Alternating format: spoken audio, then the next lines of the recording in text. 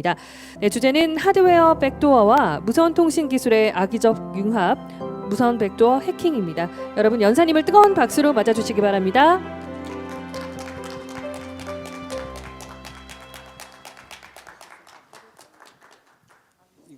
네, 잠시 저희가 포인터 사용 방법 알려드리고요. 네, 전달 받으셨을까요? 네, 다시 한번 소개드리겠습니다. 박수 부탁드립니다. 네. 반갑습니다. 오늘 굉장히 졸릴 수 있는 시간인데 제가 조금 가벼운 주제로 보안에 대해서 말씀을 드리겠습니다. 보니까 세션에 쉴더스의 백성광 팀장님이 보안 쪽 하시던데 저희는 그보다 조금 더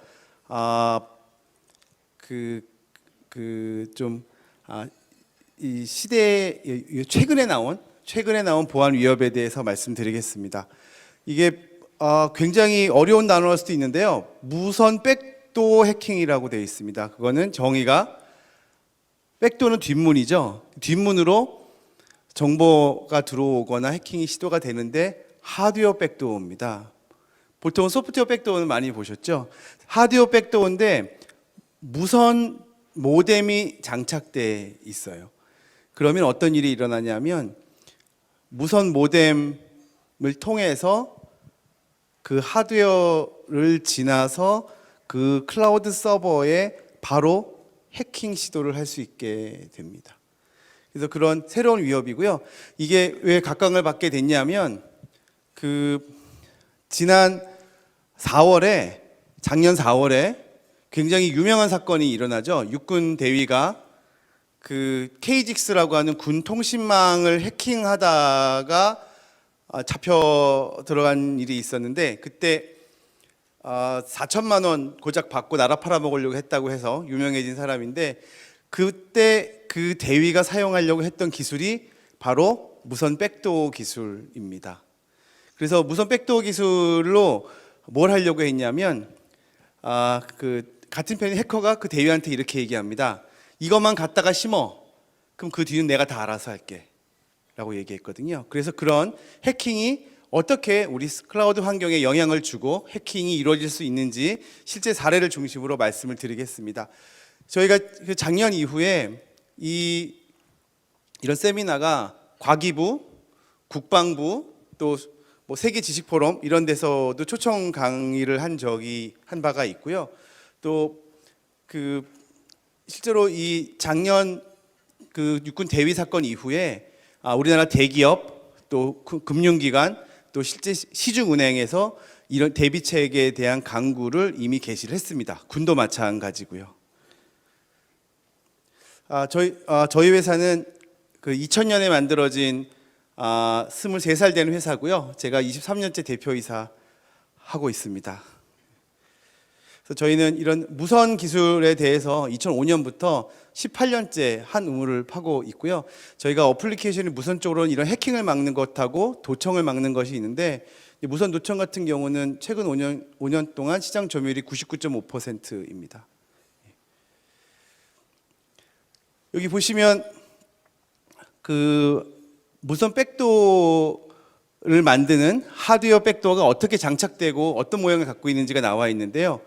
가장 쉬운 거는 우리가 서플라이 체인 어택이라고 하는 공급 당시에 칩이 박혀오는 경우입니다.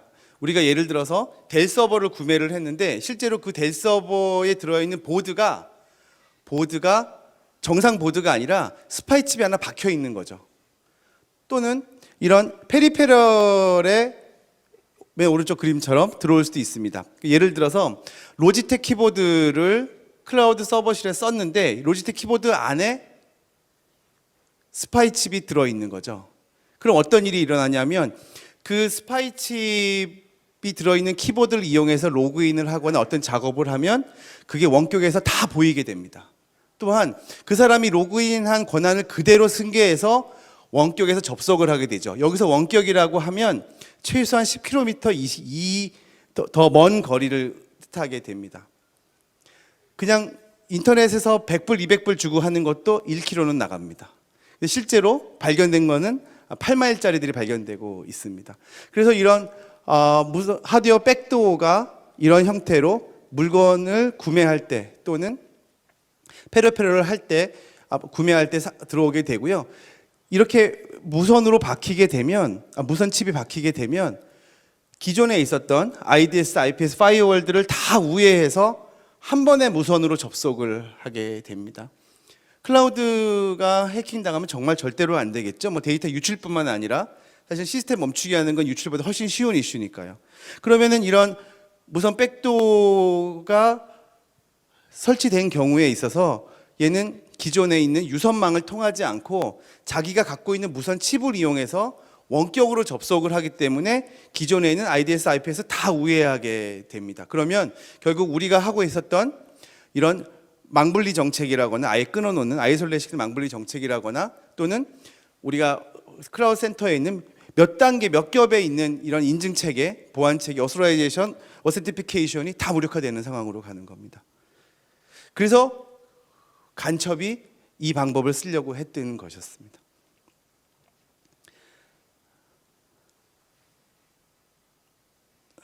그 미국에서 이게 2014년도에 이제 폭로된 건데요. 미국 NSA가 그 이런 무선 백도어 칩을 10만 개를 전 세계에 뿌려놨다라는 거예요. 그 10만 개가 어디 뿌려져 있는지 며느리도 모릅니다. 근데 그게 어디서 발견되고 있냐면 중국, 러시아, 또 멕시코, 사우디아라비아, 인도 등에서 발견이 되고 있어요. 근데 이거는 트리거링을 해서 이니시에이트 시키기 전까지는 알기가 굉장히 어렵습니다. 그래서 예를 들어서 이런 소형 회로판 같은 걸 찾기 위해서 일본의 도시바라는 회사 아시죠? 도시바에서 자, 무선 백도어 칩 찾아드립니다. 단가는 한 장에 22,000원, 22,000불, 22,000원이면 참 좋죠. 22,000불. 그래서 2천만이 좀 넘는데 일본 내에서만 서비스합니다. 근데 22,000불 내고 보단형식 테스트 해가지고는 클라우드 구축 못하죠. 금액이 말도 안 되는 거죠. 그래서 이런 식으로 찾기가 너무너무 어려운 그 상황이고 그 정부에서 하려고 했던 거는 군에서 쓰는 보드는 군에 들어올 때 엑스레이 같은 거 통과시켜가지고 그 안에 스파이 칩이 있는지 보자. 근데 사실 그거 굉장히 어렵습니다. 현실적으로 이제 불가능한 얘기고요. 자, 그러면 이 스파이 칩이 10만 개가 깔려져 있어요. 계속 발견되고 있습니다. 자, 몇 가지 질문을 드리겠습니다. 우리나라에는 몇 개 들어와 있을까요? 우리나라는 미국과 사이가 좋기 때문에 하나도 없을 수도 있습니다. 근데 만약에 1% 들어와 있다라고 하면 얼마죠? 10만 개의 1%니까 1000개. 0.1%면 100개죠. 근데 보통 칩 하나가 서버 하나를 공략하는 게 아니라 한 서버가 무너지면 그 안에 있는 트러스트 관계에 있는 서버 다 박살납니다. 그래서 결국 스파이 칩 하나가 망 한 개라고 보셔야 되는 거거든요.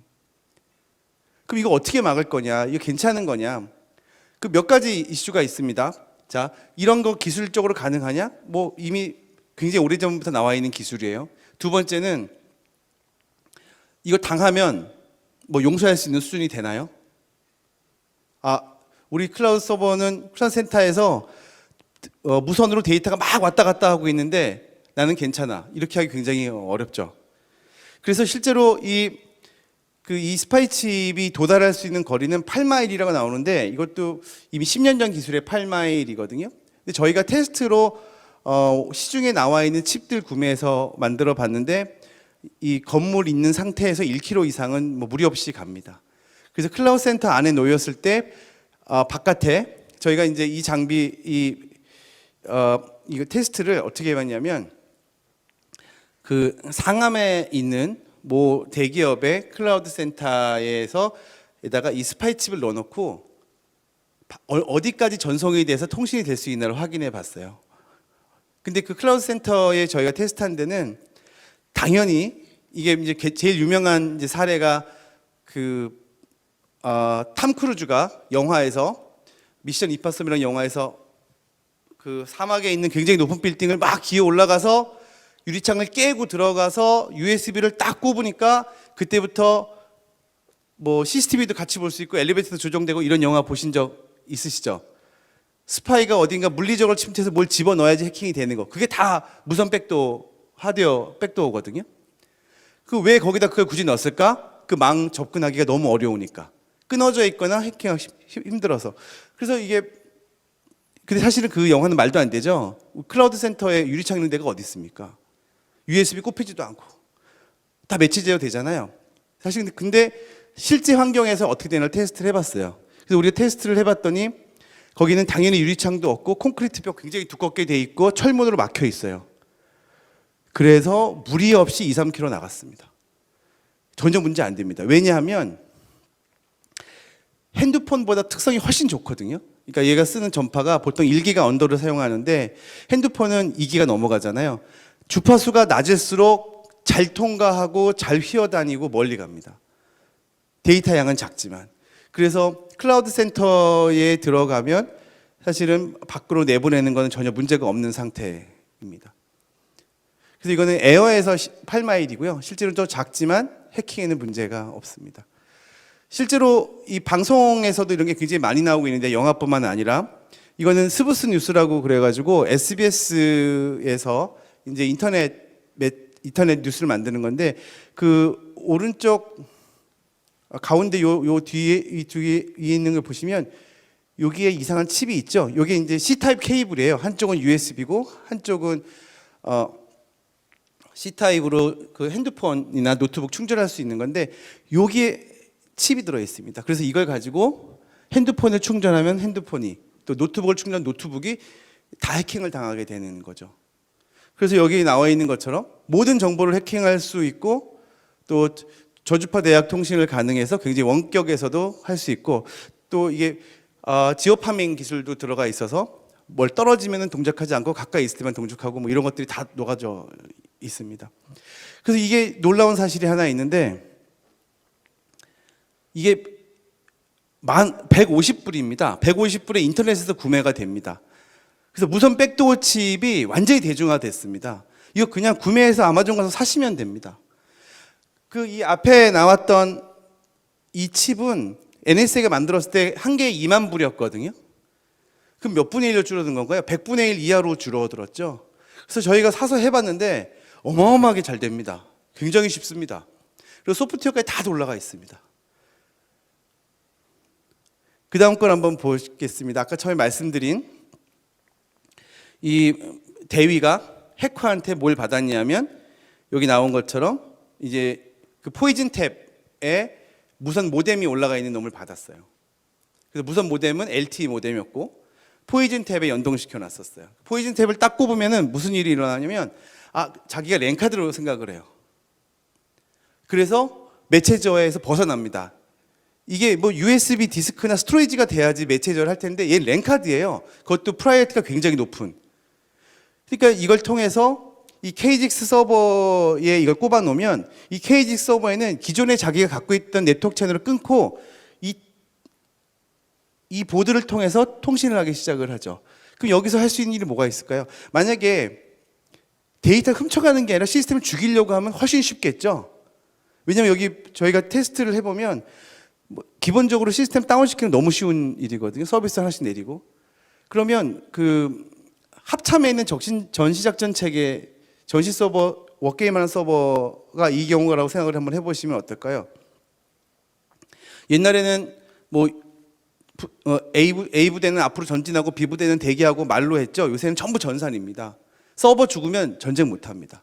이거 설치해놓고 군에서 북한에서 엔터 한번 치면 사실 서버 그대로 죽어버리거든요.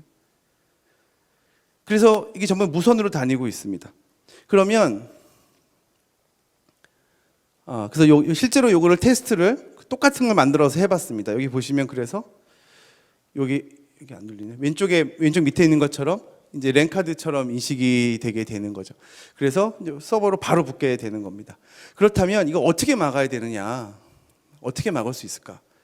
만약에 우리가 정말로 소중하게 생각하는 클라우드 서버실에서 센터에서 데이터 센터에서 무선으로 정보가 막 왔다 갔다 하는데 모르고 있어야 되느냐? 알아야 되느냐? 그런 거죠. 그래서 이런 무선을 이용한 그런 위협적인 불온한 세력들에 의한 위협이 발생을 했을 때는 그거를 알아낼 수 있는 대책을 강구하고 그게 그런 무선으로 어떤 해킹이 시작이 됐을 때 그걸 즉시 찾아내서 그걸 색출할 수 있는 그런 노력이 필요하다. 그런 말씀을 드리겠습니다. 그래서 이런 그 서버를 그 무선 백도어, 무선 하드웨어 칩으로 해킹하는 것은 현실적으로 있는 일이고 작년에 실제로 발생을 했었고 이미 대기업, 은행, 공공기관에서는 이거에 대한 데이터 센터의 도입을 많이 하고 있는 상황입니다.